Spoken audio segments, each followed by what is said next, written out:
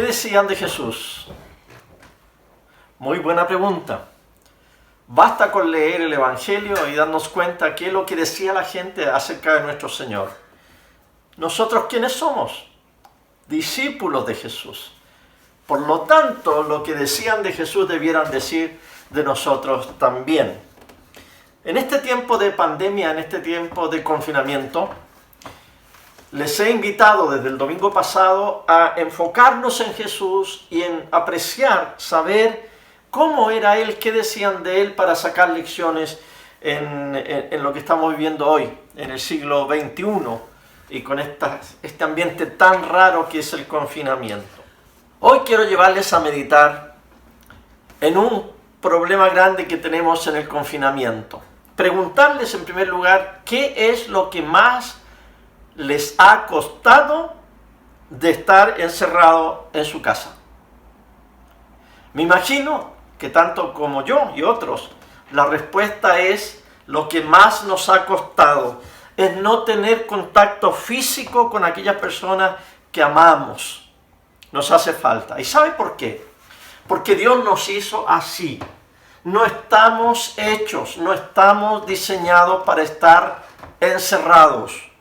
No estamos diseñados para estar sin contacto humano. Eso perjudica, eso hace mucho daño, el no tener contacto con otras personas. Así que esto que estamos viviendo es pasajero. Lo que estamos viviendo en el mundo es una emergencia. Y es sencillamente una manera que todos nosotros estamos cooperando para preservar la vida, para no enfermarnos nosotros, no enfermar a otros y especialmente cuidar a los más indefensos. Es emergencia pasajero. Pero la normalidad del ser humano es contacto. Jesucristo bien lo sabía y bien que lo practicaba. Nos estamos preguntando en estos nuevos sermones, ¿qué decía la gente de Él? ¿Saben lo que decía la gente de Él acerca de ese contacto físico? Que Jesucristo usaba sus 5 sentidos para contactarse con la gente. Por supuesto que lo aprendió de su madre. El Evangelio nos dice que cuando Jesús nació, María envolvió al niño en pañales, lo cobijó, lo arrulló, y en su crianza en Nazaret obviamente disfrutó los cariños de su madre, los toques de su madre, las caricias de su mamá. Así que desde chico Jesús aprendió a contactar a la gente, a estar con la gente a través de sus 5 sentidos. Cuando Él miraba a la gente, los miraba de una manera especial. Cuando Él los escuchaba de una manera especial. Cuando Él hablaba, ¡oh, qué maravilla! Si nosotros nada más tenemos las palabras escritas, imagínense ustedes cómo habrá sido escuchar la voz del Señor diciendo esas maravillosas enseñanzas. Y Jesús tocaba a la gente. Nuestro Señor se fue haciendo consciente de esa energía sanadora que había en su ser y que se transmitía cuando Él tocaba a la gente. Uno de los casos más emblemáticos es el de la mujer que tenía flujo, hemorragia de sangre durante 12 años. Y ella vio a Jesús que iba entre medio de la multitud, iba caminando hacia la casa de Jairo para ir a sanar a una niña. Y esta mujer se va por la multitud y de alguna manera se mezcla, se entremezcla, empuja y se va hasta que puede llegar cerca del Señor, se agacha y por abajo toca el borde de su manto, de las vestiduras del Señor. Y el Señor se devuelve y dice, ¿quién me ha tocado?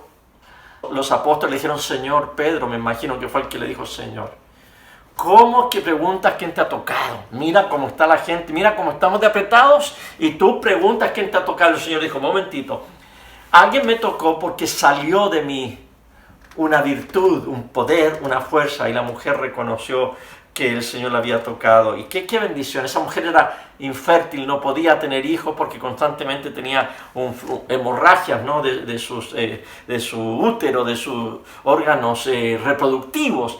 Jesucristo con ese toque la sanó. O por ejemplo, ahí bueno, lo de la mujer está en Marcos 5, si lo quieren ver después, 5, 25 al 34. Pero una vez tocó a un leproso. Eso era condenado. Una persona sana no podía tocar a un leproso. Y no solo a uno. El Señor tocaba a los leprosos. Marcos 1, versículos 40 al 45. Y al sanar a este hombre le devolvió no solo la salud, sino la dignidad. Cuando encontró a un ciego de nacimiento. Mire qué curioso. A ese ciego de nacimiento no lo curó el agua. Cuando el Señor le dijo, ve a lavarte al estanque de Siloé, no fue el agua el que le dio la vista al ciego. ¿Sabe lo que fue? Desde el punto de vista del ciego, sin saber quién era, alguien me echó barro en los ojos. Me ensució la vista con barro. Eso fue lo que hizo Jesús. Juntó barro, escupió sobre el barro, hizo barro, y con ese barro le puso en los ojos y le dijo, ahora ve a lavarte al estanque de Siloé. Tierra mezclada con saliva en la cara de un desconocido. Juan 9, ahí está esa historia. Un barro que simboliza nueva creación, como lo hizo Jehová Dios al principio cuando creó al ser humano del barro. Así que imagínense, no solo estamos hablando de toques, sino que también estamos, porque uno de los sentidos que no mencioné es el sentido del gusto, ¿no? O del olfato. No sé qué olor tendría un leproso infectado con heridas purulentas. Jesús se acercó, y se acercó con el olfato. No sé qué sabor tendrá el barro al yo tirarle saliva y el polvo hacerlo barro y luego ponérselo en los ojos de un ciego. Eso es lo que hizo el Señor, una nueva creación. El sordomudo miraba lo que estaba pasando, el alboroto, sin entender las palabras porque no oía y tampoco hablaba, pero veía que en la multitud iba un hombre que lo amaban, que lo rodeaba la gente, le escuchaba, lo quería, y de repente ese hombre viene hacia el sordo mudo, lo toma de la mano y aparta a todos los demás. Dice eso en Marcos 7, 35. Se llevó al sordo mudo aparte, lejos del gentío. Acuérdense, el domingo pasado les hablé de esos tiempos del Señor, que era tiempo de trabajar, de servir, de ministrar, pero también tiempo de estar a solas. A este sordo mudo lo saca de la multitud. Una vez que está solo con él, le mete los dedos en los oídos y luego su propia saliva sobre la lengua, y cuando hace esto, dice el Señor, grita éfata, que en el idioma arameo significa ábrete. Y al sacar los dedos, este sordomudo comenzó a hablar y se le desató la lengua y fue liberado. Nosotros, ¿por qué somos tan rígidos, tan asépticos, tan distantes? ¿Por qué tenemos miedo a demostrar afecto, a tocar a la gente, a mezclarnos con la gente? ¿Por qué nos sentimos incómodos con la proximidad de mi prójimo?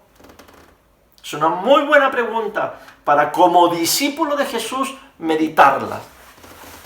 Si bien es cierto, nuestra cultura latina es un poco más abierta en ese aspecto, la distancia social que nosotros normalmente tenemos, ahora nos han impuesto 1 metro, pero la distancia social que normalmente los latinos tenemos es bastante cercana comparada con la distancia que guardan los anglosajones, que ellos sí son mucho más distantes y se perciben mucho más frío. Aún así, mientras más sofisticados nos transformamos, mientras más educación, más prestigio, más dinero la gente tiene, más se va apartando del toque, de la proximidad con el prójimo. Alguien nos puso ese recato, ¿verdad? Ese desapego. Alguien nos influyó esa frialdad. Quizás nuestros abuelos. Quizás Jesucristo vive en nuestro corazón y nuestro abuelo todavía está en los huesos. No sé. Analícese usted. ¿Cómo es usted en cuanto al contacto físico con sus 5 sentidos, con su prójimo? ¿Cómo podemos cambiar?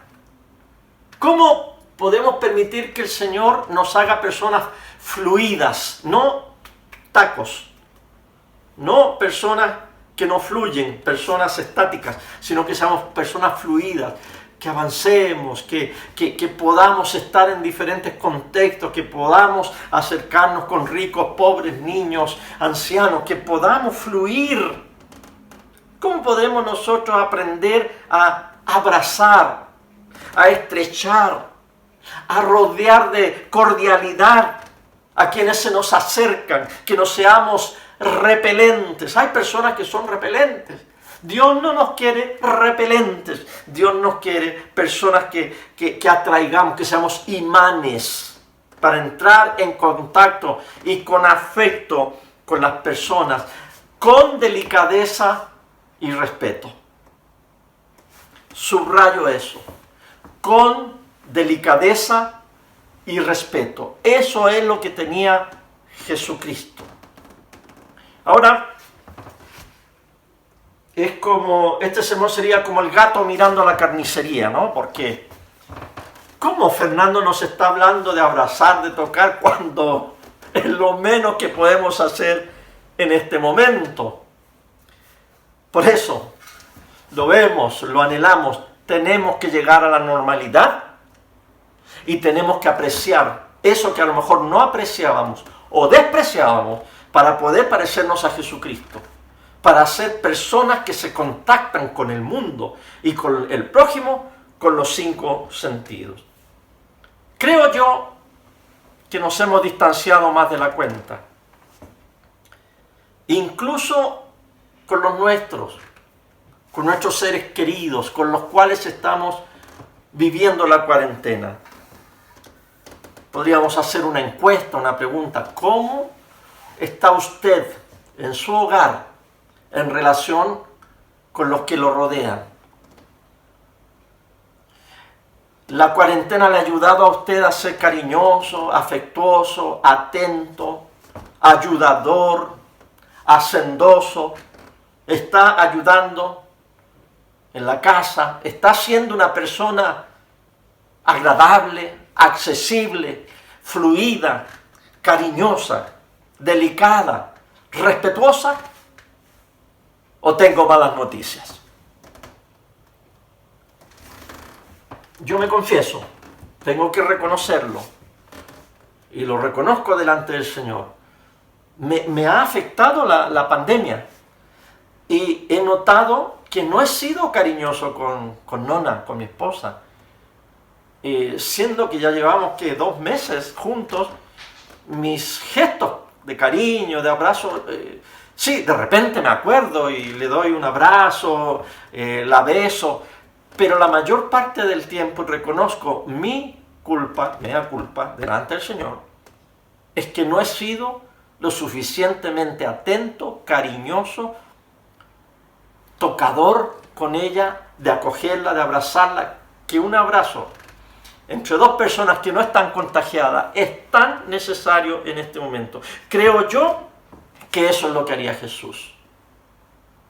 Y le animo, estamos a tiempo de aprenderlo, porque somos discípulos del Señor y debemos aprender de cómo el Señor dominaba ese arte de tocar, de mirar, de escuchar, de acoger, de apañar, de bendecir. Somos discípulos del Señor Y tal como Él lo hizo, nosotros debemos estar empeñados a recibir vidas heridas. A eso nos llamó el Señor.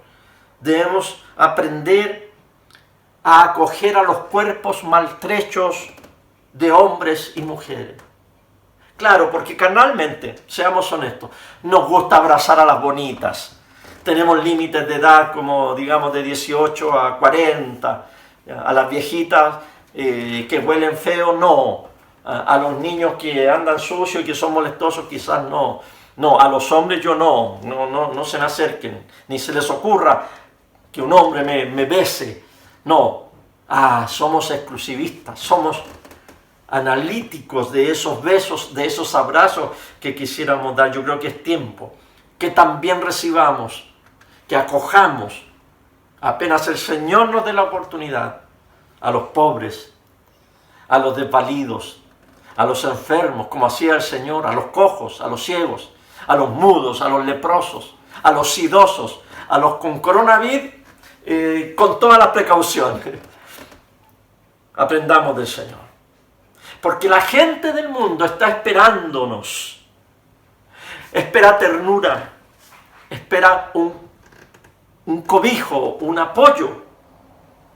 Que nosotros somos los que les podemos otorgar ese cobijo, ese apoyo, ese amor, ese abrazo, esa acogida. Porque nosotros, nuestras palabras, nuestros gestos son imitación de las palabras, de los gestos y del contacto de Jesucristo nuestro Señor.